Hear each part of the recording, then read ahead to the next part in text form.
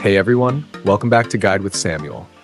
In this guide, I'll show you how to connect your Shopify store to Facebook in 2025 so you can start selling products directly through Facebook and run ads with ease. Let's get started. Step 1, go to your Shopify admin and click on Settings, then go to Apps and Sales Channels. Step 2, click Shopify App Store and search for Facebook and Instagram by Meta. Click Install to add the app to your store. Step 3, once installed, open the app and click Start Setup. You'll be asked to log into your Facebook account.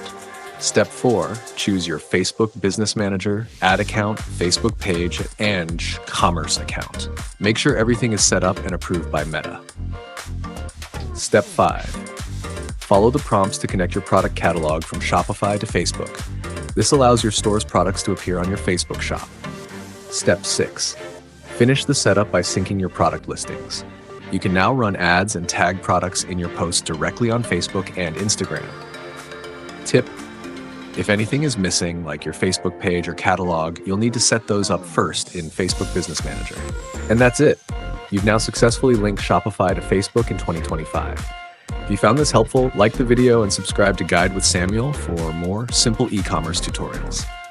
Thanks for watching.